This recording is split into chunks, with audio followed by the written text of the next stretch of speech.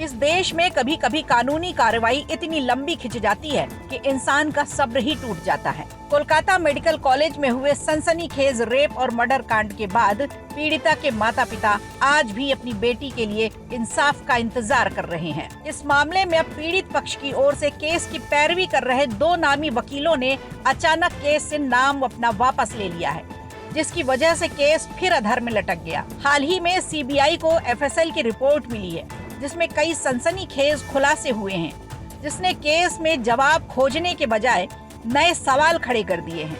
FSL की report में सबसे चौंकाने वाला खुलासा ये आया है कि ट्रेनी के साथ दुष्कर्म और हत्या की वारदात को किसी अन्य जगह पर अंजाम दिया गया था। फिर शव को सेमिनार रूम में रखा गया। रिपोर्ट में कहा गया है कि सेमिनार रूम में ऐसा कोई सबूत नहीं मिला कि पीड़िता को रेप के बाद जान से मारा गया।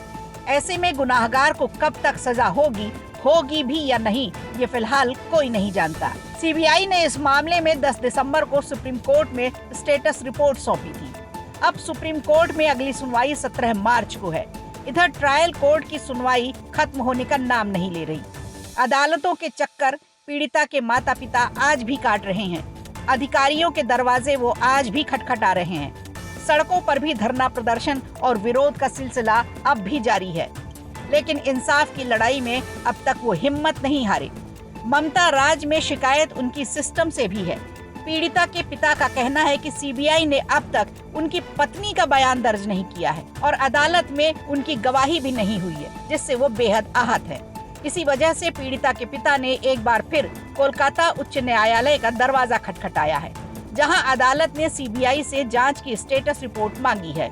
इधर जिस कछुआ चाल से मामले पर एक्शन हो रहा है, भले ही पूरे मामले में ट्रायल कोर्ट में हर रोज सुनवाई चल रही है, लेकिन मामले का जल्दी किसी नतीजे पर पहुंचना फिलहाल खटाई में नजर आ रहा है। वजह यह है कि अब पीड़ित परिवार ने सीबीआई की तफ्तीश पर ही सवाल खड़े कर दिए हैं। इस मामले में नए सिरे से जांच की मांग करते हुए हाईकोर्ट का दरवाजा खटखटाया है।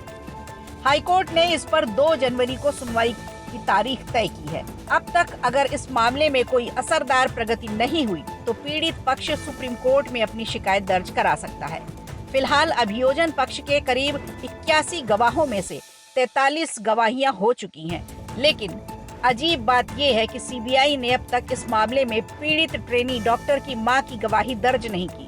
2 वकीलों के अचानक इस केस से हट जाने का नतीजा भी ये हुआ कि ट्रायल कोर्ट में पीड़ित पक्ष की ओर से बात रखने वाला कोई था ही नहीं। ऐसे में 3 में से 2 आरोपियों को जमानत दे दी गई, जिससे निराश होकर पीड़िता के परिजनों ने अब नए सिरे से जांच की मांग की है।